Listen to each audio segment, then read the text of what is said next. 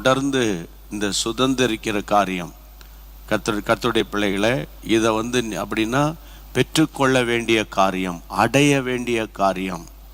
ஆண்டவர் கொடுத்த ஆசீர்வாதத்தை நம்ம கர்த்தருடைய பிள்ளை கைக்கு சேர வேண்டிய ஒரு காரியம். அப்போது இதில் இன்னும் என் கைக்கு சேரலை, இன்னும் எனக்கு அந்த ஆசீர்வாதம் இல்லை அப்படின்னா கர்த்தருடைய பிள்ளைகளை எப்படியெல்லாம் சுதந்தரித்தார்கள் தேவ மனிதர்கள். இது நல்ல ஒரு சத்தியம் ஐயா. நம்ம சத்தியத்தை கேட்டால் தான் சத்தியம்தான் நம்மளை விடுதலையாக்கும். இல்லை, ஊழியக்காரர்கள் யாரும் ஒருத்தரையும் விடுதலையாக்கவே முடியாது. ஏன்னா ஊழியக்காரர்கள் உங்களை போன்ற அப்ரோஜனமான மனிதர்கள், அப்ரோஜனமான பாத்திரம். தேவன் ஒருவர் தான் மனிதனை விடுதலையாக்க முடியும். அதனால தான் பைபிளில் சொல்லப்பட்டிருக்குது, குமாரன் விடுதலை ஆக்கினால் மெய்யாகவே விடுதலை ஆவீர்கள். சில பேர் நல்லாயிட்டேன் ரட்சிக்கப்பட்டுட்டேன், ஆமாம் பான் அகெயின் அப்படின்வாங்க. ஆனால் கனி பார்த்தா அது வேற மாதிரி இருக்குது. ஏன்னா சரியான மனம் திரும்புதல், சரியான ரட்சிப்பு, சரியான பரிசுத்த ஆவியின் நிறைவு, ஆவியானவருடைய அபிஷேகத்தினால் வருகிற கனி இல்லையா, அதுக்கப்புறம் ஐஸ்வர்யம், சமாதானம், தேவன் கொடுக்கிற சந்தோஷம். தேவன் கொடுக்கிற சந்தோஷம். அப்போ தண்ணி அடிக்கிறவனு கூட கொஞ்சம் சந்தோஷம் இருக்கும், ஒரு மாதிரி பண்ணுவானுங்க, ஆனால் அது கொஞ்ச நேரத்தில் எல்லாம் ஆஃப் ஆயிரும். ஆனால் தேவன் கொடுக்கிற சந்தோஷம், ஆமேன், அதில் ஒரு பெரிய ஒரு ஆசீர்வாதம் இருக்கிறது. ஆண்டவருக்கு மகிமை உண்டாகட்டும். All glory to God. கர்த்தருக்கு ஒருவருக்கு தான் மகிமை. ஆமேன். இப்போதும் கர்த்தருடைய பிள்ளைகளை இன்றைக்குரிய வார்த்தைகளுக்கு தான் உங்கள் மைண்டை நான் ப்ரிப்பேர் பண்ணிக்கிட்டு இருக்கிறேன். ஆண்டவர் நீங்கள் சுதந்திரிக்கத்தான் அழைக்கப்பட்டிருக்கிறீங்க, எந்த விதத்திலும் பின்னடையக்கூடாது.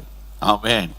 கர்த்தருடைய பிள்ளைகளை காடுகளுக்குள்ளே போனால் பயங்கரமான மிருகங்கள்லாம் இருக்குது இல்லை, உயரம், மிக உயரத்தில் அதி உயரம் ஒட்டகச்சிவிங்கி இருக்குது, பயங்கரமான பருமன் யானை இருக்குது, பயங்கரமான முரட்டு மிருகம் காண்டா மிருகம் இருக்குது, பயங்கரமான விஷ ஜந்துக்கள் இருக்குது இல்லை. ஆனால் காட்டுக்கு ராஜா பாம்பு கிடையாது, புலி கிடையாது, சிங்கம்தான். ஏன் சிங்கம்? அதாவது சிங்கத்தினுடைய ஸ்பெஷாலிட்டி பின்னடையாது. ஒரு நாள் நம்மளால் முடியாதுப்பா, இது நம்ம ஓடி ஒளிஞ்சிக்கிட வேண்டியதான் அப்படிங்கிறதே சிங்கத்துக்கிட்ட கிடையாதான். அதனால தான் காட்டுக்கு ராஜா சிங்கம்னு நமக்கு எல்லாருக்கும் தெரியும். அதனால் நம்முடைய ஆண்டவருக்கு பெயர் யூத ராஜசிங்கம். ஆமேன். அப்போ அவருடைய பிள்ளைகள் நம்ம பின்னடையவே கூடாது. பின்னடைஞ்சிட்டேன், இப்போ பின்மாற்றத்துக்குள்ளே வந்துட்டேன் அப்படின்னு நீங்கள் யாராவது சொன்னீங்கன்னா மறுபடியும் கர்த்தர் உங்களை உயிர்ப்பிச்சிருவார். ஆமேன். அதனால் கர்த்தருக்குள்ளே திடமானதாக இருந்து சத்தியத்துக்குள்ளே நம்ம போகலாம். என்னாகமம் 13:30 கர்த்தருடைய பிள்ளைகளே, அன்றைக்கு காலேப்பு சொன்ன வார்த்தை, அதை தான் ஒவ்வொரு நாளும் நான் உங்கள் மத்தியில் வாசிப்பது உண்டு. என்ன சொன்னார் காலேப்? அப்பொழுது காலேப் மோசேக்கு முன்பாக ஜனங்களை அமர்த்தி, நாம் உடனே போய் அதை சுதந்தரித்து கொள்வோம், நாம் அதை எளிதாய் ஜெயித்து கொள்ளலாம். அவர் ஒருமையில் பேசவில்லை, பன்மையிலே பேசுகிறார். நாம் உடனே போய் சுதந்தரிக்கலாம். நீங்கள் சொல்கிற மாதிரி கிடையாது, உடனே நம்ம போகலாம், போய் நம்ம சுதந்தரிக்கலாம். அது மாதிரி உடனே ஜெயித்து கொள்ளலாம் அப்படின்றார். எளிதாய் ஜெயிக்கலாம். அந்த வேர்டு பாருங்கள், அதுக்கு பேர் தான் விசுவாச வார்த்தை. ஐயோயோ, ஏனாக்கின் புத்திரரை கண்டோம், அமலேக்கரை கண்டோம், ஏத்தியரை கண்டோம், எமோரியரை கண்டோம், இந்த கானாரியர்லாம் சீஷோரில் வாழ்ந்து, அவன் எங்கே வாழ்ந்தான், என்ன அவன் எப்படிப்பட்டவன் தான், உனக்கு என்ன வந்தது? ஆண்டவர் தான் சொல்லியிருக்காரு, நான் அந்த தேசத்தை உனக்காக நான் வாக்கு பண்ணியிருக்கிறேன் அப்படின்னு சொல்லிட்டார்ல. பொசஸ் த லேண்ட், அதான் ஆண்டவர் சொன்ன வார்த்தை. அப்போ அவங்கள கண்டோம், இவங்களை கண்டோம் அப்படின்லாம் பேசுறது தான் தேவனுக்கு எரிச்சலையும் வேதனையும் உண்டாக்குகிறது. ஆமேன். அப்போ தேவனுடைய பிள்ளைகளே, இன்றைக்கி அந்த காலைப்புக்குள்ளே இருக்கிற வார்த்தையை பாருங்க.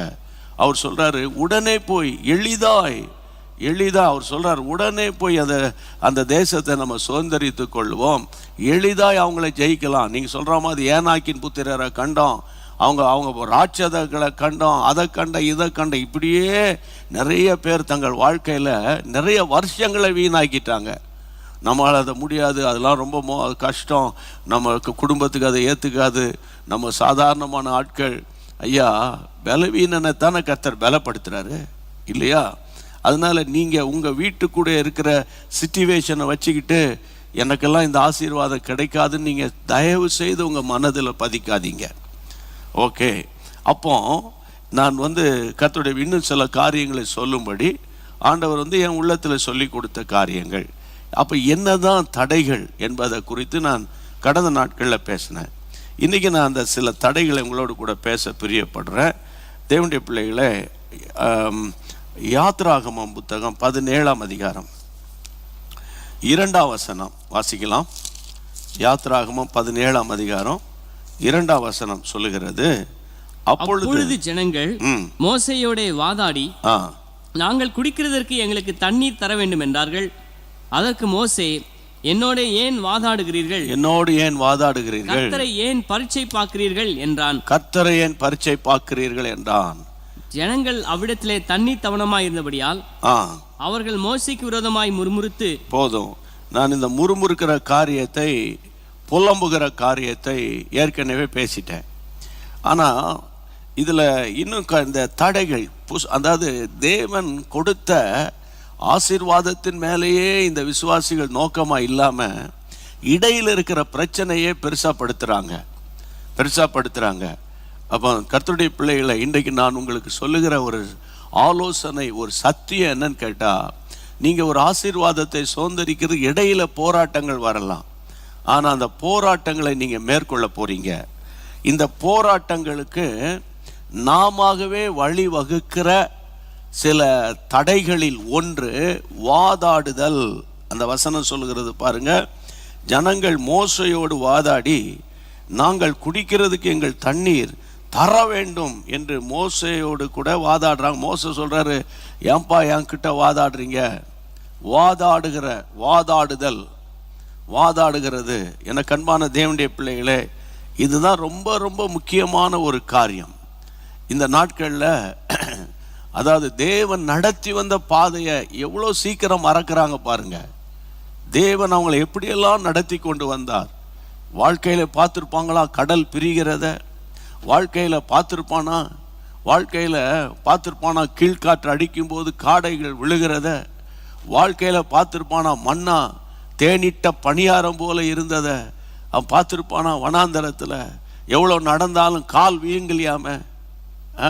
சும்மா இருந்தாலே கால் வீங்குத இன்னைக்கு இல்லை, காலை ட்ராவல் பண்ணாலே கால் வீங்குத, படுத்து கிடந்தாலும் கால் வீங்குத, நிறைய பேருக்கு நின்னாலும் கால் வீங்குத. வனாந்தரத்தில் பயங்கரமான வனாந்தரத்தில் கால் வீங்கலையா? அவங்களுக்கு அவங்கள ஆண்டவர் கிருபையாக நடத்திக்கிட்டு வராரு. எகிப்தியருக்கு வர பண்ணின எந்த வியாதி உனக்கு வர பண்ணேன் என்று ஆண்டவர் ஒரு பெரிய ப்ராமிஸ் கொடுக்குறாரு. இதெல்லாம் லேசாக மறந்துட்டு இன்னைக்கு தேவனுடைய பிள்ளைகளை இவங்க இவ்வளவு சீக்கிரம் ஏதோ அங்கே தண்ணீருக்கு கொஞ்சம் கஷ்டப்பட்ட உடனே அவங்க வாதாட ஆரம்பிக்கிறாங்க. வாதாடுதல் தேவ ஊழியர்களுக்கு விரோதமாய் வாதாடுகிறது, தேவ ஊழியர்களுக்கு விரோதமாய் பேசுகிறது. ரொம்ப ஜாக்கிரதையா இருக்கணும். அந்த பாஸ்டரை பேசிட்டேன், இந்த ஊழியக்காரரை பேசிட்டேன், அவரை பேசிட்டேன், அதை பேசிட்டேன், நான் ஒரு ஆர்குமெண்ட் பண்ண பாருங்க, என் பேச்சை யாராலுமே மடக்க முடியல, அப்படி இப்படி சிலர் பெருமையாக பேசுகிறாங்க. ஒன்று புரிஞ்சுக்கணும், கர்த்தருடைய பிள்ளைகளை, வாதாடுதல் என்பது உங்கள் பர்சனல் லைஃப்பில் தேவனுடைய அற்புதங்கள் உங்களுக்குள் வராதபடிக்கு நீங்களே அதற்கு ஒரு ஒரு ஒரு பூட்டு போடுறீங்கன்னு அர்த்தம், அல்லது ஒரு கேட்டை பூட்டுறீங்கன்னு அர்த்தம். வாதாடுகிற குணம் இந்த நாட்களில் நீ கொஞ்சம் யோசித்து பாருங்க. அதாவது நீங்கள் உரிமைக்காக வாதாடலாம், ஆனாலும் நான் ஒன்று சொல்லட்டா, தேவனை நோக்கி நம்ம பேசணும். அப்போ கர்த்தர் நமக்காக வாதாடுவார், தம்முடைய தூதர்களை அனுப்பி நமக்காக பரிந்து பேசுவார். கையை வைத்து ஆண்டவருக்கு நன்றி சொல்லுங்க. இந்த ஜனங்கள் வாதாடுகிறார்கள். கர்த்தருடைய பிள்ளைகளே, அந்த வசனத்தில் பாருங்க, வேதத்தில் சொல்ல நீங்கள் ஏன் வாதாடுகிறீர்கள்? மோசே சொல்றாரு, ஏன் என்னோடு கூட வாதாடுகிறீர்கள்? அடுத்தது, கர்த்தரை ஏன் பரீட்சை பார்க்கிறீர்கள்? கர்த்தரையே பரீட்சை பார்க்கிறவன். கர்த்தருடைய பிள்ளைகளே, நியூ டெஸ்ட்மென்ட்ல 1 பேதுரு 1:10 என்ன சொல்லப்பட்டிருக்கிறது? பேதுரு புது உடன்படிக்கை கிறிஸ்தவர்களாகிய நியூ டெஸ்ட்மென்ட் கிறிஸ்டியன்ஸ் ஆகிய உங்களோடு என்னோடு கூட அப்போஸ்தலனாகிய பேதுரு பேசுகிறாரு. 1 பேதுரு 1:10 என்ன பேசுகிறார்? நீங்கள் உங்களை உய்த்து ஆராய்ந்து சோதித்து அறியுங்கள். ஆமென். கர்த்தருடைய பிள்ளைகளே, இயேசுவின் நாமத்தினால அந்த வசனத்தை பாருங்க. இந்த ரட்சிப்பை குறித்து கருத்தாய் ஆராய்ந்து பரிசோதனை பண்ணினார்கள். கைகளை வைத்து ஆண்டவருக்கு நன்றி சொல்லுங்க. இந்த ரட்சிப்பை குறித்து ஆராய்ந்து பரிசோதனை பண்ணணும். ஆமா, மற்றவங்களை போயிட்டு நீங்க சோதனை பண்ணக்கூடாது. ஆண்டவரை நீங்க பரீட்சை பார்க்க கூடாது. ஆண்டவருக்கு டெஸ்ட் வைக்க கூடாது. ஆமென். கர்த்தர் நல்லவர். ஆண்டவர் ஒன்று செஞ்சா நல்லபடியா தான் செய்வாரு. தேவன் எப்பவுமே நம்ம லைஃப்ல தவறான காரியத்தை செய்ய மாட்டாரு. அப்படிதான் நீங்க பேசி பழகணும் பிரியமானவர்களே. தேவனை பரீட்சை பார்க்குறாங்க. சங்கீதத்தில் இதை பற்றி சொல்லும்போது நீங்க பாருங்களேன். சங்கீதம் 78 சங்கீதத்தை திருப்புங்க. Psalm 78:18 அங்க சொல்லப்பட்டிருக்கிற காரியம் என்னன்னு கேட்டா 18 வசனத்தை நீங்கள் பாருங்கள். தங்கள் இச்சைக்கேற்ற போஜனத்தை கேட்டு தங்கள் இருதயத்தில் தேவனை பரீட்சை பார்க்கறாங்க. வெளியே பார்த்தா தோத்திரம் இப்படி சொன்னாதான் டீட்டெயிலா சிலருக்கு புரியும். வெளியே பார்த்தா ஆமென் அல்லேலூயா தோத்திரம், வெளியே பார்த்தா பிரைஸ் காட் எல்லாம் நம்ம சொல்லுவோம். ஆனால் வெளியே தெரியாது. யார்கிட்டயும் அதை ஓப்பனா பேச மாட்டாங்க. ஒரு குரூப் ஓப்பனா எங்களுக்கு அது இல்லையே அதை தரல என்னத்தை தந்தார்னு ஆண்டவரை பரீட்சை பார்க்குற குரூப்பு. இன்னொரு குரூப் வெளியே தெரியாது, ஆனால் இருதயத்தில் பரீட்சை பார்ப்பாங்க. நம்முடைய இருதயத்தில் தங்கள் இச்சைக்கேற்ற போஜனத்தை கேட்டு தங்கள் இருதயத்தில் தேவனை பரீட்சை பார்க்கிற தேவனுடைய ஒரு கூட்டம் இருக்கு. இருதயத்தில் தேவனை பரீட்சை பார்க்கிற கர்த்தருடைய பிள்ளைகளை, இந்த நாட்கள்ல ஆண்டவர் நமக்கு சொல்லுகிற இந்த உபதேசங்கள் சத்தியங்கள்லாம் எதற்கு?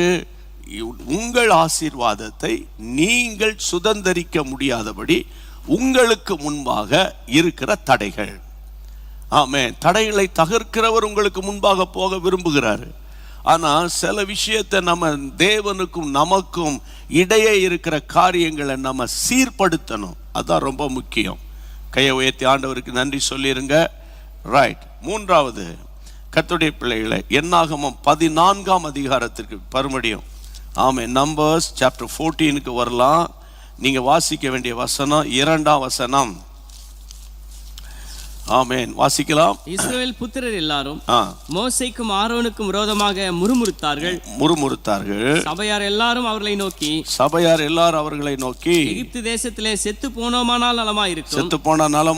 இந்த வனாந்தரத்திலே நாங்கள் செத்தாலும் நலம். இதை நான் ஏற்கனவே பேசினேன். அடுத்த வசனம். நாங்கள் பட்டயத்தால் மடியும் படிக்கும் எங்கள் பெண்ஜாதிகளும் பிள்ளைகளும் கொள்ளையாகும் படிக்கும் கர்த்தர் எங்களை இந்த தேசத்துக்கு கொண்டு வந்தது என்ன? எகிப்துக்கு திரும்பி போகிறதே எங்களுக்கு உத்தமம் அல்லவோ என்றார்கள். எகிப்துக்கு திரும்பி போகிறதே எங்களுக்கு உத்தமம் அல்லவோ என்றார்கள். 4 வசனம். பின்பு அவர்கள் வாசிங்க. நாம் ஒரு தலைவனை ஏற்படுத்தி கொண்டு எகிப்துக்கு திரும்பி போவோம் வாருங்கள் என்று ஒருவரோடு ஒருவர் சொல்லிக் கொண்டார்கள். அதான் குரூப்பிசம். ஒரே சர்ச்சுக்குள்ள பாலிடிக்ஸ் பண்றது இல்ல, தங்களுக்காக ஒரு லீடர்ஷிப் ஏற்படுத்துறது. சில பேர் தங்களையே தலைவர்கள் அறிவித்துக் கொள்றது. கர்த்தருடைய பிள்ளைகளே, ஒரு குடும்பத்தில் பாருங்க, அங்கே பிசாசு 2 பிரிவாக ஆக்கிடுவான். 2 பிரிவா, தாய் ஒரு பிரிவு, தகப்பன் ஒரு பிரிவு. இல்லைன்னா தாயும் பிள்ளைகளும் ஒரு பிரிவாக இருக்கும், தகப்பன் ஒரு பிரிவாக இருப்பாங்க. இல்லை, இதெல்லாம் ப்ராக்டிக்கலாக சாத்தானுடைய தந்திரம் இது. ஆனால் நம்ம என்ன நினைக்கிறோம்? நம்ம அப்பாக்கெல்லாம் தெரியாது, அந்த முட்டாப்பை அந்த ஆள் சும்மா, அந்த ஆளுக்கு ஒன்றுமே தெரியாது, நான் கவர்மெண்ட் டீச்சரு, அதனால் நான் தான் எனக்கு தெரியும். கவர்மெண்ட் டீச்சர் தப்பாக நினச்சிக்காதீங்க. ஆனால் சார், எல்லாம் எங்களுக்கு வரக்கூடிய இன்ஃபர்மேஷனை வச்சு தான் நான் பேசிகிட்டு இருக்கேன். அதனால் நம்ம நல்ல படிப்பாளிகளாக இருப்போம், ஆனால் படித்த முட்டாள்கள் நிறைய பேர் இருக்காங்க. நிறைய பேருங்க வீட்டுக்குள்ளே 2 பிரிவு, ஆலயத்துக்கு போனால் அங்கே வந்து சொல்ல முடியல இன்னைக்கு. இதனால் பாருங்கள், இவங்க எகிப்தை விட்டு வந்து, நீங்களே பாருங்கள், எகிப்தை விட்டு வந்து எவ்வளோ நாள் ஆச்சு இல்லை? எகிப்துனா என்ன? கர்த்தருடைய பிள்ளைகளே, உபாகமம் 5ஆம் அதிகாரம் 6ஆம் வசனத்தில் அங்கே என்ன சொல்லப்பட்டிருக்கிறது? எகிப்து என்றால் உன்னை அடிமைத்தன வீடாகிய எகிப்திலிருந்து புறப்பட பண்ணின உன் தேவனாகிய கர்த்தர் நானே. ஆண்டவர் பேசுறாரு. அதாவது உன்னை எகிப்திலிருந்து வர பண்ணின அப்படின்னு சொல்லியிருக்கலாம்ல மொட்டையா. ஆனா ஆண்டவர் எப்படி பேசுறாரு? உன்னை அடிமைத்தன வீடு, அதான் ஈஜிப்ட். இப்ப என்னை கவனிக்கணும் ஐயா, விசுவாசிகளே, தேவ பிள்ளைகளே, என்னை போல உடன் ஊழியர்களே. இப்போ இவங்க ஈஜிப்டை விட்டு வந்து எகிப்தை விட்டு வந்து ரொம்ப காலம் ஆச்சு. ஆனாலும் இவங்க வசனம் சொல்லுகிறது, இந்த இவங்களுடைய கேரக்டர் மாற்றம் வரலையே, சுபாவம் மாறலையே. நம்ம பாருங்க, ஒரு காலத்தில் இயேசுவை அறியாத நம்ம வந்து கிறிஸ்தவத்துக்கு நமக்கு சம்பந்தம் இல்லாமல் ஒரு காலத்தில் வாழ்ந்தோம். ஒரு காலத்தில் கிருபையாக தாத்தா பாட்டி அம்மா அல்லது உங்கள் அப்பா அம்மாவை அல்லது உங்களை ஆண்டவர் ரட்சித்து உங்களை திருப்பி ஒரு ஜெபம், ஒரு ஆலயம், ஒரு ஊழியம், ஒரு உபதேசம் அப்படின்னு கொண்டு வச்சிருக்காரு இல்லையா? ஆனால் நீங்கள் திரும்பவும், அதாவது இந்த கல்யாண காரியம் மற்ற நல்ல காரியம் நடக்கும்போது அந்த எகிப்தின் அடிமைத்தனத்தில் இருந்த சுவாபம் வெளிப்பட்டுச்சுன்னா உங்கள் ஸ்பிரிட்டில் இன்னும் நீ வந்து ஈஜிப்டில் தான் இருக்கிற. சமீபத்தில் ஒருத்தர் வந்து சொன்னார், கல்யாணத்துக்கெலாம் பெண்ணெலாம் பார்த்தாச்சான், மாப்பிள்ளை பார்த்தாச்சு. மாப்பிள்ளைக்கு வந்து அவர் என்ன பண்ணியிருக்காரு, அவங்க திறமைக்கு தகுந்த மாதிரி 50,000 ரூபா அனுப்பி வச்சிருக்காரு. மாப்பிள்ளை கூட்டு அந்த ஷோட்டு அந்த எல்லாம் எடுத்துக்கோங்க, உங்கள் 50,000 அனுப்புங்க, ஒன்று நல்ல கோட்டு தைச்சிக்கிடுங்க, ஒரு ஷூட் எடுத்துக்கிட்டு நல்ல ஒரு பேண்ட்டு தைச்சிக்கிடுங்கன்னு. அவன் கேட்டிருக்கான் அவர்கிட்ட, மாமனார்கிட்ட, do you know my status? அவன் கேட்டிருக்கான். அதாவது என் நிலைமை என்ன தெரியுமா, என்ன ஒரு 50,000 ரூபாய்க்கு மதிச்சிட்டிங்களே, எனக்கு அதிர்ச்சியாக போச்சு. நீ அமெரிக்கானா, ஆஸ்திரேலியானா, அல்லது நீ அட்லீஸ்ட் நீ வந்து மிடில் ஈஸ்டில் இருக்கிறியா? எங்கே இருக்கிற நீ? உனக்கு அன்னைக்கு கல்யாணம் ஒரு நேரைக்கு சூட்டு போட போகிற, சரி பணம் இருந்தால் வாங்கிக்கோ, இல்லைன்னா வாங்கி விடு. அப்போ 50,000 ரூபாய்க்கு மதிச்சிட்டியா அப்படின்ட்டா. உடனே ஞானமுள்ள தகப்பன், இது தாண்டா நமக்கு நல்ல ஒரு சரியான அடையாளம்னு கல்யாணத்தை கேன்சல் பண்ணிட்டான். பாருங்க, கல்யாணத்தை கேன்சல் பண்ணிட்டான். அப்போ இவர் எப்பவுமே 50,000க்கு மேலே தான் ஷர்ட்டு துணிமணி போடுவார் போல இருக்கு. அப்போ இப்படிப்பட்ட ஆட்களை தடவி கொடுத்தா பிரசங்கம் பண்ணணுன்றீங்க நீங்க. அப்போ கர்த்தருடைய நாமத்தினால சொல்றேன். அப்போ இந்த மாதிரி பாருங்க, அந்த ஈஜிப்ட் அடிமைத்தனத்தின் ஆவி தனக்கு ஒன்றும் இல்லாமல் இருந்தாலும் தங்களை வெளியே காட்டும் போது தங்களை பெருசாக காட்டுறது. ஆமாம், எகிப்தின் ஆவி, அதான் எகிப்து அடிமைத்தனம். இன்னும் சிலரை வந்து ரட்சிக்கப்பட்டோன்னு சொல்கிறாங்க, ஆனால் அவங்களுடைய பிஹேவியரில் பார்த்தீங்கன்னா அந்த அடிமைத்தனம், பழைய கஞ்சா, பழைய தண்ணி அடிக்கிறது, பழைய ஸ்மோக்கிங்கு, இல்லை பழைய கெட்ட வார்த்தை பேசுறது, நான் 2 கேட்காம விட மாட்டேன்றது, அங்கே இதெல்லாம் வந்து அந்த ஈஜிப்ட் ஸ்பிரிட், அது ஈஜிப்டின் ஆவி, எகிப்தின் ஆவி. இப்போ இந்த மாதிரி யாராவது ஒருத்தர் பிரசங்கம் பண்ண நான் கேட்டுக்கிட்டு இருந்தேன்னா, ஆமாண்டவரே இதில் ஒன்று வந்துடக்கூடாதுப்பா, தப்பி இருந்தால் ஒப்பு கொடுத்துட்றேன்னு சொல்லிடணும். அதான் ரொம்ப முக்கியம். இங்கே பாருங்க, 2.5 வருஷமாக நம்ம பிரசங்கத்தை கேட்டுக்கிட்டு கிடக்கோம் இல்லை? நம்ம இல்லை, நமக்குள்ள ஒரு ரிவைவல் வர வேண்டாமா? ஒரு எழுப்புதல் வர வேண்டாமா? அப்போ இன்னும் பாருங்க, எத்தனை அற்புதத்தை ஆண்டவர் செஞ்சிருக்கிறாரு. ஆனால் அவங்க என்ன சொல்கிறாங்க, இந்த தேசத்துக்கு என் பெஞ்சாதி பிள்ளைகள் கொள்ளையடிக்கும்படி எந்த தேசத்தில் கொண்டு வந்தது என்ன? எகிப்துக்கு திரும்பி போனால் அது உத்தமமான காரியம். நீ அங்கே அடிமையாக கடந்திய இல்லை? விலாசம் தெரியாமல் கடந்திய, முகவரி இல்லாமல் கடந்திய. எவ்வளோ ரட்சித்து அபிஷேகம் பண்ணி கர்த்தர் உங்களை என்னையும் ஒரு கிறிஸ்தவர்களாக வச்சிருக்காரு இல்லை? நம்ம ஒரு கஷ்டம் வந்தால், நஷ்டம் வந்தால், வியாதி வந்தால், துன்பம் வந்தாலும் உடனே ஓடி போய் சிலுவைக்கு முன்னால் ஜெபிக்கிறோம். தேவ ஊழியர்கள்ட்ட சொல்கிறோம், பாஸ்டர் எங்களுக்காக ஜெபம் பண்ணுங்கன்னு. தேவ மனிதர்களுடைய ஜெபம் உங்களை எவ்வளவு காப்பாற்றிருக்கு இல்லையா? கொஞ்சம் யோசித்து பாருங்க.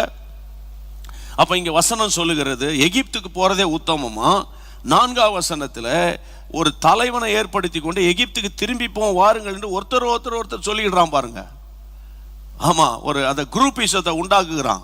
இந்த குரூப்பிசத்துல அன்பா சொல்றேன், உங்க வீட்டுக்குள்ள ஒரு குரூப்பிசத்தை உண்டாக்காதீங்க. இப்ப எல்லாமே வாட்ஸ்அப் குரூப்னு போட்டு வச்சிருக்கு. எல்லாருமே வீட்டில் family WhatsApp group, church WhatsApp group, அது பரவாயில்ல, தப்பு கிடையாது.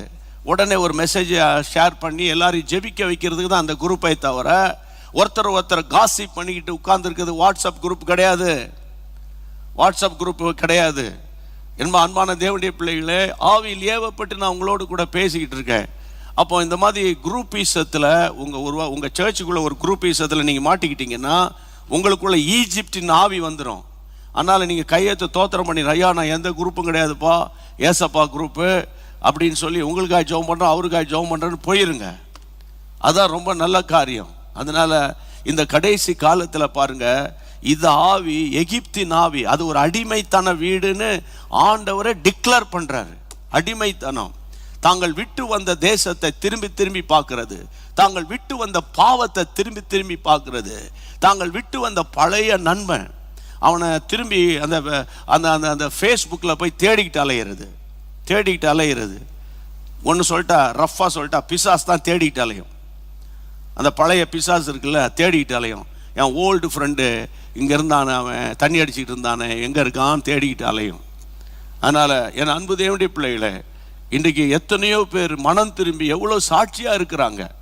அதனால கர்த்தருடைய நாமத்தினால ஆவியானவர் இன்றைக்கு உங்களுக்கு சொல்லுகிற ஒரு சத்தியம் என்னன்னு கேட்டால், நம்மளுடைய ஒரே ஒரு நோக்கம், பைபிளில் சொல்லி இருக்கிற ஒவ்வொரு ஆசீர்வாதங்களை நான் சுதந்தரிக்க வேண்டும். ஆமென். அதான் நம்முடைய ஒரே ஒரு நோக்கம். நம்முடைய தேசம் தேவனால் ஆசீர்வதிக்கப்பட்ட ஒரு தேசமாக இருக்க வேண்டும். அதான் ஒரே ஒரு நோக்கம், வேற எந்த நோக்கம் நமக்கு கிடையாது. அதனால கர்த்தருடைய பிள்ளைகளை, இந்த எகிப்தின் அடிமைத்தனத்திலிருந்து இன்னொரு ஒரு காரியம் என்ன தெரியுமா? எகிப்து உங்க எல்லாருக்கும் தெரியும். ஹீப்ரூ சாப்டர் 11 verse 5ல ஆண்டவர் அழகா பேசுறாரு. அந்த எபிரேயருக்கு எழுதின நிருபத்தை ஆக்கியோன் தன்னுடைய 11ஆம் அதிகாரம் 25, அநித்தியமான பாவ சந்தோஷங்களை அனுபவிப்பதை பார்க்கிலும் தேவனுடைய ஜனங்களோடு துன்பத்தை அனுபவிப்பதையே தெரிந்து கொண்டு. ஆமா, இப்போ ஈஜிப்ட்ல தான் இருக்காரு மோசே, ஈஜிப்ட்ல தான் இருக்கிறாரு. அங்க பார்க்கிறார், ஒரு பக்கம் அநித்தியமான பாவ சந்தோஷம். அப்படின்னா என்னது? அநித்தியமான பாவ சந்தோஷம் என்னது? பீச்சில் போய் உட்காந்து ரவுண்டா பாட்டில் கொண்டு போய் வச்சுக்கிட்டு உட்காந்து தண்ணி அடிக்கிறது. ஐடியில் இருக்கிறவங்களுக்கு சொல்கிறேன், அந்த வீக்கெண்டுன்னு அந்த காலத்தில் பார்த்தீங்கன்னா, நான் 2000 ஆண்டு முதல் முறை யூகேக்கு போயிருந்தேன். 2000 ஆண்டில் பார்த்தீங்கன்னா அந்த ஃப்ரைடே ஈவினிங் அந்த தெருவெல்லாம் ஒரே பயங்கர சத்தமாக கிடக்கும். அப்புறம் மண்டே டு சாட்டர்டே ஃப்ரைடே அமைதியாக இருக்கும். ஆனால் என்னடா ஒரே குழப்பமாக இருக்குன்னு பார்த்தா, ஒவ்வொருத்தர் வீட்டு வாசல்லையும் தண்ணி பாட்டில் வாமிட் எடுத்துகிட்டு கிடக்கானுங்க, ரோட்டில் அலையிறானுங்க. போலீஸ்லாம் ஒன்றுமே சொல்லலை. கேட்டால் வீக்கெண்ட் என்ஜாய்.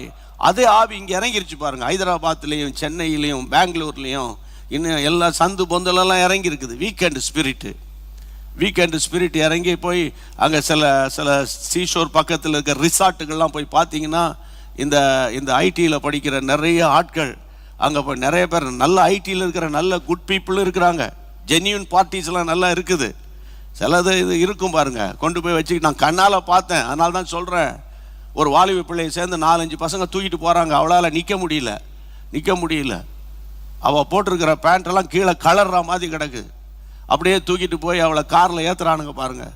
பெத்த தாய்க்கு தகப்பனுக்கு எப்படி இருக்கும் யோசித்து பாருங்க. அவலட்சணங்கள், அருவருப்பான காரியங்கள். அப்போ பார்த்தீங்கன்னா தேவனுடைய பிள்ளைகளை, இந்த நாட்களில் நம்ம இயேசுவின் நாமத்தினால, இதுக்கு பேர் தான் அநித்தியமான பாவ சந்தோஷம். காலையில் பார்த்தீங்கன்னா டிப்டாப்பாக அடிச்சு, ஸ்ப்ரேலாம் அடித்து, hi how are you today, has fine. நைட்டில் பார்க்கணும் ஒவ்வொரு அட்டகாசங்களை. அப்போ தேவனுடைய பிள்ளைகளே, இன்றைக்கு நான் பாரத்தோடு பேசுகிறேன். அப்போ கிறிஸ்தவர்கள் இதில் மனம் திரும்ப வேண்டும். அதற்காக நம்ம போராடி ஜெபிக்கணும். அப்போ இந்த பாருங்க, இது அநித்தியமான பாவ சந்தோஷத்தை அனுபவிப்பதை பார்க்கிலும்.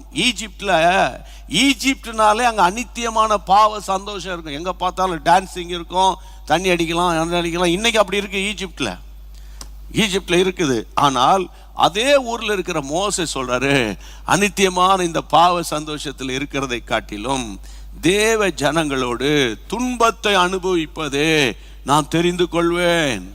ஆமென். அதனால தான் ஒரு பெரிய வெற்றி வீரனாய் கர்த்தர் அவரை எழுப்பினார்.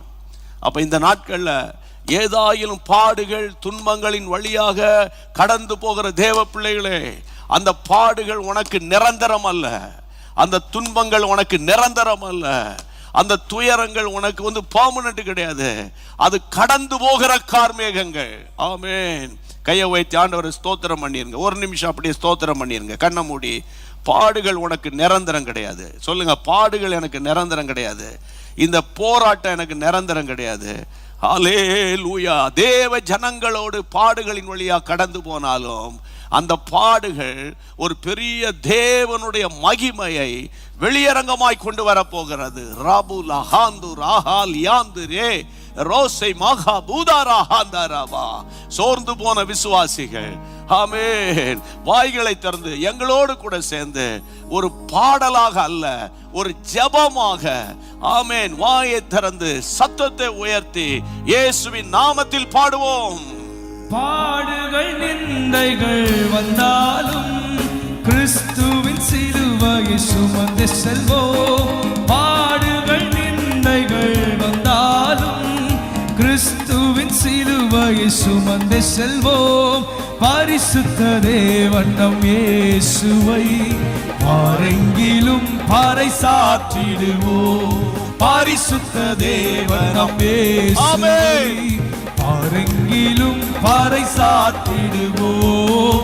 முற்றிலும் ஜெயம் கொள்ளுவோம். ஆவியிலே நிரம்பி பாடுங்க.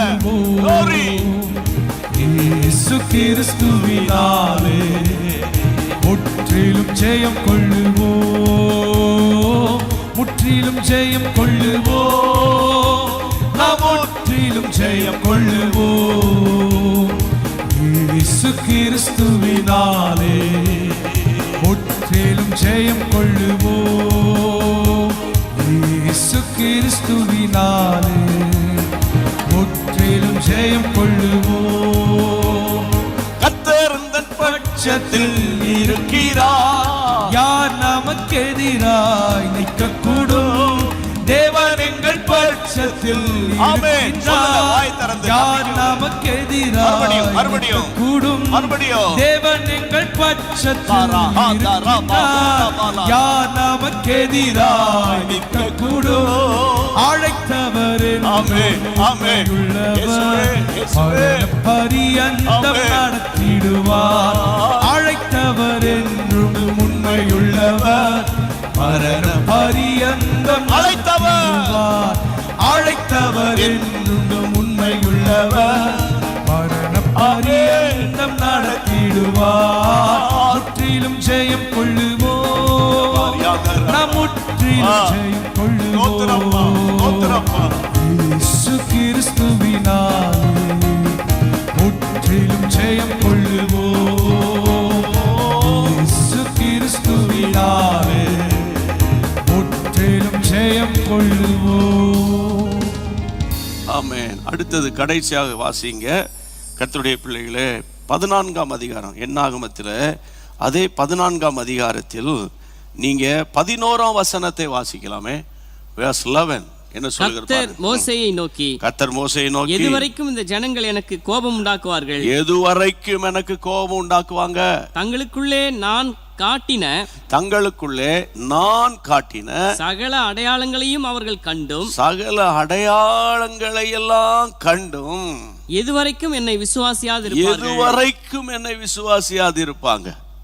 இந்த வார்த்தையை பார்த்தீங்களா? சகல அடையாளங்களை நான் அவர்களுக்கு காட்டியும் அவர்கள் கண்ணார கண்டும். ஆண்டவர் ஓப்பனா பேசுறாரு தேவ மனுஷங்கிட்ட. எப்பா, ஒரு அடையாளமா, 2 அடையாளமா, எத்தனை அடையாளங்களை நான் காட்டினேன், ஆனால் இவர்கள் விசுவாசத்துல வளர்ச்சி அடையாம என்னை கோபப்படுத்துறாங்களே. ஆண்டவருடைய இருதயம் பாருங்க. இதுதான் வந்து அந்த தேசத்துல அவங்கள அலைந்து திரிய வைத்தது. இதுதான் நம்ம ஸ்பிரிச்சுவாலிட்டியில ஒரு சர்ச்சுக்கு போனோமா, அந்த சர்ச்சில் உறுதியா இருந்து சபை வந்து நம்மை வருகைக்கு ஆயத்தப்படுத்துகிற இடம், அவ்வளவுதான். ஆனால் ஒவ்வொரு நாளும் நீங்க கிறிஸ்துவோடு நடக்கணும். வசனத்தின் அடிப்படையில் உங்களுடைய ஆவிக்குரிய வாழ்க்கையை கட்டி எழுப்பணும். புரியுதா உங்களுக்கு கர்த்தருடைய பிள்ளைகளே? இப்ப ஆண்டவர் மன வேதனைப்பட்டு பேசுறாரு. நான் காட்டின சகல அடையாளங்களை அவர்கள் கண்டு, அப்படின்னா கண்ணால பார்த்தும் எது வரைக்கும் என்னை விசுவாசியாது இருப்பாங்க, எது வரைக்கும் என்னை விசுவாசியாது இருப்பாங்க? கர்த்தருடைய பிள்ளைகளே, இயேசு அன்னைக்கு சொன்னார். யோவான் எழுதின சுவிசேஷம் 20ஆம் அதிகாரம் உங்க எல்லாருக்கும் தெரியும். ஆனா இந்த சந்தர்ப்பத்தில் அந்த வசனத்தை கட்டாயம் பார்க்கணும். 29 இயேசு என்ன சொன்னாரு? கர்த்தருடைய பிள்ளைகளே, தோமாவே, தோமாவே, நீ என்னை கண்டதினாலே என்னை கண்டதனால நீ விசுவாசிக்கிற, காணாமல் இருந்து விசுவாசிக்கிறவர்கள் இருக்கிறாங்க, அவங்க தான் பாக்கியவான்கள். அப்போ நீங்களும் நானும் நல்ல கையை வைத்து ஆண்டவரை தோத்திரம் பண்ணுங்க, கையை வைத்து கர்த்தரை தோத்திரம் பண்ணுங்க. ஏதாவது அடையாளங்களை எதிர்பார்த்துட்டு இருக்கீங்களா? இன்னைக்கு ஆண்டவருடைய நாமத்துல சொல்ற, அவருடைய வார்த்தையின் மேல் உங்கள் விசுவாசம் இருக்கட்டும். என் மீட்பர் உயிரோடு இருக்கிறார் அப்படின்னா அவ்வளவுதான், அவர் உயிரோடு இருக்கிறார். கர்த்தருக்கு தோத்திரம். அதனால இன்றைக்கு நான் கர்த்தருடைய நாமத்தினால இன்னும் உங்களுக்கு அப்போஸ்தலனாகிய பவுல் என்ன சொல்றார் பாருங்க. புது உடன்படிக்கை விசுவாசிகளாகிய உங்களுக்கு எனக்கு அப்போஸ்தலனாகிய பவுல் சொல்றது 2 கொரிந்தியர் 5ஆம் அதிகாரம் திருப்புங்க. 2 கொரிந்தியர் 5ஆம் அதிகாரம் 6ஆம் வசனம். 2 கொரிந்தியர் 5:6 நாம் தரிசித்து நடவாமல் விசுவாசித்து நடக்கிறோம். தரிசித்து நடக்கலையா? நம்ம எல்லாரும் விசுவாசித்து நடக்கிறோம், விசுவாசித்து நடக்கிறோம். அந்த கர்த்தருடைய பிள்ளைகளை ஒவ்வொரு நாளும் தரிசனம் பார்க்கணும், கர்த்தரை பார்க்கணும். ஆண்டவர் வந்து ஏற்ற நேரத்தில் அவர் வெளிப்படுவார். ஆனா கர்த்தரை பார்க்கறதுக்கு தான் பைபிளை பார்க்கணும். அங்கதான் கர்த்தர் அவருடைய வார்த்தை தானே அது, அவருடைய வார்த்தை. கர்த்தருடைய அவர் வார்த்தை தான் ஜீவனா இருக்கு, அவர் வார்த்தை தான் மாம்சமாச்சு, அவர் தான் ஆவியா இருக்கிறாரு, எல்லாமே வார்த்தை தான். அதனால வார்த்தையின் மேல் நீங்கள் கட்டப்பட வேண்டும். கர்த்தருடைய நாமத்தினால் சொல்றேன், நாம் தரிசித்து நடவாமல், we are not walking by கர்த்தருடைய பிள்ளைகளே sight but spirit என்று பைபிள் அழகா சொல்லி இருக்கு. ஆமென். கர்த்தருக்கு ஸ்தோத்திரம். ஆவியினால நடத்தப்படுகிறோம், அதுதான் ரொம்ப முக்கியம். எப்போ பார்த்தாலும் நான் தரிசனம் பார்க்கலையே. கர்த்தருடைய பிள்ளைகளை, இந்த நாட்கள்ல அருமையான ஒரு வசனம், தரிசித்து நடவாமல் விசுவாசித்து நடக்கிறோம். ஆமென். விசுவாசத்துல நடக்கிறோம். காரணம், உங்களுக்குள்ளே தேவன் அசைவாடி கொண்டிருக்கிறார். கையை உயர்த்தி, நாங்கள் தரிசித்து நடக்கவில்லை. ஆமென். ஹல்லேலூயா. ஆண்டவரே உமக்கு ஸ்தோத்திரம். விசுவாசத்தோடு நடக்கிறோம். Walking by faith not by sight. Walking by faith, not by sight. வாயை திறந்து சொல்லுங்க, walking by faith, not by sight. Hallelujah. உராபாமா ராகபூதாராபா. இயேசுவின் நாமத்தினால என்னெல்லாம் உங்களுக்குள்ள வேதனை இருக்குதோ, சஞ்சலம் இருக்குதோ, கவலைப்பட்டுறாதீங்க. இன்னொரு வசனத்தை வாசித்து அப்படியே ஜெபத்துக்குள்ள போயிடலாம். அப்போஸ்தலர் 27ஆம் அதிகாரத்துல நீங்க பாருங்களேன், 20-21 வசனங்கள்ல அப்போஸ்தலனாகிய பவுலுடைய கடல் பிரயாணத்துல அவங்க சந்திக்கிற காரியங்களை குறித்து அங்க சொல்லப்பட்டிருக்கிறது. வாசிங்க. அநேக நாளாய் சூரியனாவது நட்சத்திரங்களாவது காணப்படாமல், அநேக நாட்களாக சூரியன் நட்சத்திரம் காணப்படவில்லை. மிகுந்த பெருங்காற்று மழையும் அடித்துக் கொண்டு பெருங்காற்று மழை. அப்புறம் இனி தப்பி பிழைப்போம் என்னும் நம்பிக்கை முழுமையும் அற்று போயிற்று. அடுத்த வசனம், அநேக நாள் அவர்கள் போஜனம் பண்ணாமல் இருந்தபோது. அநேக நாள்னா அண்டர்லைன் பண்ணுங்க. அநேக நாள்னா அது வந்து 1 வாரமோ 2 வாரமோ சொல்ல முடியாது. அநேக நாள் வந்து வசனம் சொல்லுகிற சூரியனை பார்க்கல, அப்புறம் நட்சத்திரங்களை பார்க்கல. சூரியன் என்றால் விடியல், சரியா? நட்சத்திரங்கள் என்றால் இரவு. அப்படின்னா என்ன அர்த்தம்? இரவான்னு தெரியல, பகலான்னு தெரியல, டைமும் தெரியல, ஒன்னும் தெரியல அப்படின்னு அவர் சொல்றாரு. அது ஆனா ஒரு பக்கம் பயங்கரமான பெரும் காற்று, கொஞ்சம் இமேஜின் பண்ணுங்க. இன்னொரு பக்கம் பெரும் மழை. அவங்க இதெல்லாம் பார்க்கும்போது நம்ம தப்பி பிழைப்போம் என்ற நம்பிக்கை அற்று போயிற்று. verse 21 என்ன சொல்லுகிறது பாருங்க. அநேக நாள் அவர்கள் போஜனம் பண்ணாமல் இருந்தபோது. என்னையாது அநேக நாள் சூரியனை பார்க்கல, அநேக நாள் சந்திரனை நட்சத்திரத்தை பார்க்கல. கர்த்தருடைய பிள்ளைகளை அநேக நாள் சாப்பிடல. இது ஒரு வாழ்க்கையா? இது ஒரு கிறிஸ்தவ வாழ்க்கையா? இந்த காலத்துல சொன்னா இதெல்லாம் கிறிஸ்தவ வாழ்க்கை. கிறிஸ்தவ வாழ்க்கைன்னா 4 கார் நிக்கணும், இல்ல பேங்க் ஃபுல்லா பணமா கிடக்கணும், நேரத்துக்கு நேரம் ஊட்டி கொடைக்கானல், மிஞ்சி போனால் அப்படியே ஒரு சிங்கப்பூர், இந்த பக்கம் ஒரு மலேசியா, அப்படி மிஞ்சி போனால் ஒரு துபாய், அப்படி போனால் ஒரு நியூயார்க்கு, இப்படி வந்தால் கலிஃபோர்னியா. இதுதானே கிறிஸ்தவ வாழ்க்கை? கிறிஸ்தவ வாழ்க்கை கர்த்தருடைய நாமத்தில் சொல்கிறேன். அது அம்பானி அதானி வாழ்க்கை. அது அம்பானி அதானி வாழ்க்கை. ஆமாம், கர்த்தருடைய பாப்பனா இல்லை போக மாட்டியா? ஐயா, நான் ஒன்று சொல்கிறத புரிஞ்சுக்கணும். அதாவது நீ ஊட்டி போகிறது தப்பு கிடையாது, கொடைக்கானல் போகிற தப்பு கிடையாது. வருஷம் ஃபுல்லாக வெட்டி முறிச்சாச்சு, அதனால் அங்கேயும் போய் கொஞ்சம் வெட்டி முறிச்சிட்டு வராமல் போங்க, அது போயிட்டு வாங்க. ஆனால் இன்னைக்கு இருக்கிற இந்த உபதேசங்களில் ஒன்று, புரியுதா உங்களுக்கு? கர்த்தருடைய பிள்ளைகளை உபதேசங்களில் ஒன்று என்னன்னா, நீ எப்படி இருக்கணும், ரிலாக்ஸ் பண்ணணும், அங்கே இருக்கணும், இங்கே இருக்கணும், இங்கே இருக்கணும், நீ நியூயார்க்கில் இருக்கணும், அட்லீஸ்ட் ஒரு ஆடிக்காராது இருக்கணும். கர்த்தருடைய நாமத்தினால கர்த்தருடைய ஆவடியில் உருப்படியாக இருந்தால் போதும். கர்த்தருடைய பிள்ளைகளை அதனால ஆவடியில் கிறிஸ்துக்கள் இருந்தால் போதும். அதனால் ஆடிக்காரன்னா அது எந்த காராக இருந்துட்டு போதும், நமக்கு என்ன வந்தது? கர்த்தருடைய பிள்ளைகளை இயேசுவின் நாமத்தினால ஆடிக்கார் கொடுத்தாலும் தோத்துறோம், அம்பாஸ்டர் காரில் போனாலும் தோத்துறோம். ஜீவனுள்ள தேவனை துதித்தால் ஸ்தோத்திரம் பண்ணா போதும். கையை வைத்து கர்த்தரை ஸ்தோத்திரம் பண்ணிருங்க. அப்போ இங்கே பாருங்க, அந்த வசனத்தை பாருங்கயா. அப்போஸ்தலனாகிய பவுலோட நீங்க ஒரு சூப்பர் குவாலிட்டியான பிரீச்சரா? அப்போஸ்தலனாகிய பவுலை விட நீங்க சூப்பர் மெகா பிரீச்சரா? வசனம் சொல்லுகிறது, அநேக நாட்களாய் சூரியனை பார்க்கலப்பா, அநேக நாட்களாய் நாங்க நட்சத்திரத்தை பார்க்கலப்பா, நாங்க பார்த்ததெல்லாம் பெருங்காற்று, நாங்க பார்த்ததெல்லாம் மழை, எங்களுக்கு ஒரு ஹோப்பே இல்லாம போயிருச்சு. அப்புறம் அநேக நாட்களாய் சாப்பிடல, அநேக நாட்களாய் சாப்பிடல.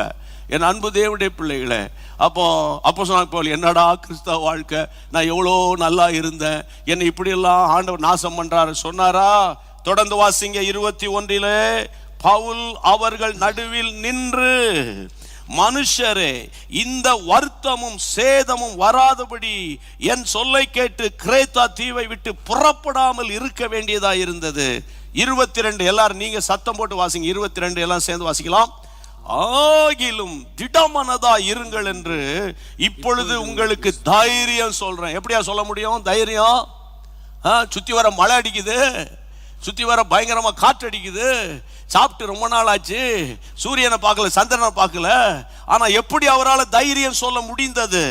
That is the anointing of the Holy Spirit. அதுதான் அபிஷேகத்தினுடைய வல்லமை. ஆமா, கர்த்தருக்கு ஸ்தோத்திரம். அப்ப இங்க பாருங்க, இந்த வசனத்தை பாருங்க. அவர் சொல்றாரு, திடமனதா இருங்கள், திடமனதா இருங்கள் என்று நான் உங்களுக்கு தைரியம் சொல்லுகிறேன். கப்பர் சேதமே அல்லாமல் உங்களில் ஒருவனுக்கும் பிராணம் சேதம் வராது, உயிர் போவாதுங்கிறார். ஆண்டவருக்கு மகிமை உண்டாகட்டும். அப்போ இந்த நாட்களில் ஐயோ எனக்கு சாப்பாடு இல்லை, எனக்கு வேலை இல்லை, என் ஃபேமிலி இப்படி உடஞ்சி போச்சு அப்படிலாம் நீங்கள் வேதனையில் இருந்தால், தயவு செய்து நான் உங்களுக்கு தைரியம் சொல்கிறேன். கர்த்தருடைய நாமத்தினால உங்களை திடப்படுத்துகிறேன், இயேசுவின் நாமத்தினால. ஆமென். ஒருவரை ஒருவர் திடப்படுத்தணும் பைபிள் சொல்லுது. ஒருவரை ஒருவர் தாங்க வேண்டும் என்று பைபிள் சொல்லுது. ஒருவன் விசுவாசத்தில் குறை உள்ளவனா இருந்தா அவனை சேர்த்துக்கப்பான்னு சொல்லுது. அவனை காசிப் பண்ணாத. புரியுதா உங்களுக்கு? அப்போ கர்த்தருடைய நாமத்தினால இந்த கடைசி காலத்தில் எப்படிப்பட்ட உபத்திரவத்தின் வழியாக நீங்க போகிட்டு இருந்தாலும் உங்களுக்கு முன்பாக வைத்திருக்கிற ஆசீர்வாதத்தை பாருங்கள். ஆமென். தமக்கு முன்பாக வைத்திருந்த சந்தோஷத்தின் பொருட்டு இயேசு ராஜா நிந்தைகளை சகித்தார். எல்லாரும் எழும்பி நின்று ஜெபம் பண்ணலாம். ஆமென். எல்லாரும் எழும்பி நின்று ஜெபம் பண்ணலாம். இயேசுவின் நாமத்தினால, இயேசுவின் நாமத்தினால கர்த்தருக்கு ஸ்தோத்திரம். இயேசுவின் நாமத்தினால, இயேசுவின் நாமத்தினால. ஆண்டவரே, ஆண்டவரே, எங்களை ஆசீர்வதிக்கதானே நீர் வாக்குத்தத்தங்களை கொடுக்கிறீர். ஆமென். possess the land, possess the promised land என்று சொன்ன தேவனே, எங்களுக்கு முன்பாக வைத்திருக்கிற உம்முடைய பிள்ளைகளுக்கு முன்பாக, எங்கள் அன்பு சகோதர சகோதரிகள் யாரெல்லாம் இப்ப எழும்பி நிக்கிறாங்களோ அவங்களுக்கு முன்பாக வைத்திருக்கிற சகல ஆசீர்வாதங்களையும் சகல சம்பத்துகளையும் சகல தெய்வீக ஆரோக்கியத்தையும் அனுபவிப்பதற்காக என் ஆண்டவர் கொடுத்திருக்கிற வாக்கு தத்தங்களை உம்முடைய பிள்ளைகள் ஆண்டவரே பார்த்து அனுதினமும் உம்முடைய வார்த்தைகளை விசுவாசித்து ஆண்டவரே இந்த மாதிரி வாதாடுகிற காரியம், பின்மாற்ற காரியம், ஈஜிப்தினுடைய ஆவி, எகிப்தினுடைய ஆவி, அடையாளங்களை கண்டும் விசுவாசிக்காத குணங்கள் இயேசுவின் நாமத்தினால எங்களை குட்டி போயிரட்டோப்பா, வீடுகளை விட்டு வெளியே போகிறட்டோப்பா. ஆமென். கண்டு விசுவாசிக்கிறத விட காணாமல் விசுவாசிக்கிறவன் பாக்கியவான் என்று சொன்னீரே. ஆமென். தரிசித்து நடக்காதீங்க, விசுவாசத்துல நடங்கன்னு சொன்னீரே. இயேசுவின் நாமத்தினாலே நாங்கள் விசுவாசிக்கிறவர் இன்னார் என்று அறிவோம். அடையாளங்களே இல்ல, நாங்கள் எழும்புகிறதுக்கு அடையாளம் இல்ல. ஆமென். சுகம் அடைவதற்கு அடையாளம் இல்ல, கடனை அடைப்பதற்கு ஒரு அடையாளம் இல்ல. ஆமென். இந்த தொலைந்து போன பொருட்கள் வர்றதுக்கு ஒரு அடையாளமும் இல்ல. ஆமென். என் புருஷன் ரட்சிக்கப்படுவதற்கு ஒரு அடையாளமும் இல்ல. எனக்கு இந்த காலேஜில் சீட்டு கிடைக்கிறதுக்கு ஒரு அடையாளம் இல்ல. என் எதிர்காலம் கட்டப்பட்டு கல்யாணம் நடக்க போகிறதுக்கு ஒரு சைன் இல்ல, ஒரு அடையாளம் இல்ல. ஆனாலும் ஆமென், நான் விசுவாசத்தோடு நடக்கிறேன். ஹல்லேலூயா, ஹல்லேலூயா. இயேசுவின் நாமத்தில் we are all walking by faith, not by sight. இயேசுவின் நாமத்தினால் அறிக்கை பண்ணுங்க, கர்த்தர் நம்மோடு கூட இருக்கிறார். ஆமென். எல்லாரும் கைகளை உயர்த்தி இயேசுவின் நாமத்தினால ஆண்டவர் கொடுத்த இந்த வார்த்தைகளுக்காக ஸ்தோத்திரம். வாதாடுதல், பின்மாற்றம், எகிப்தின் ஆவி, அடையாளங்களை கண்டு அவிசுவாசமா இருக்கிற காரியம், பரீட்சை பார்க்கிற காரியம் எல்லாவற்றையும் இயேசுவின் நாமத்தில் விலக்கி ஆண்டவரே பின்னானவைகளை மறந்து முன்னானவைகளை நாடி எங்கள் ஆண்டவர் நியமித்த ஓட்டத்தில் நாங்கள் பொறுமையோடு ஓட எங்கள் கர்த்தர் எங்களுக்கு கிருபை கொடுக்க போகிறதற்காக உமக்கு ஸ்தோத்திரம். யாரெல்லாம் எழுமி நின்று ஜெபம் பண்ணிட்டு இருக்கிறாங்களோ, முதியவர்கள் முதல் சிறு பிள்ளைகள் வரைக்கும் தேவக்கரம் கூட இருந்து வழி நடத்தட்டோப்பா. இந்த இரவிலே சமாதானத்து தேவன் கூட இருங்க. சரியா? அப்புறம் எங்களை நினைத்து எல்லாம் தோத்திரம் பண்ணிருங்க. ஆமென். ஆண்டவர் அதிசயமாய் நடத்திடுவாரு. எல்லா கையை உயர்த்தி சேர்ந்து சொல்லுவோம், என் ஆத்துமாவே கர்த்தரை ஸ்தோத்திரி, என் முழு உள்ளமே அவருடைய பரிசுத்த நாமத்தை ஸ்தோத்திரி. என் ஆத்துமாவே கர்த்தரை ஸ்தோத்திரி, கர்த்தர் செய்த சகல உபகாரங்களை மறவாதே. ஆமென்.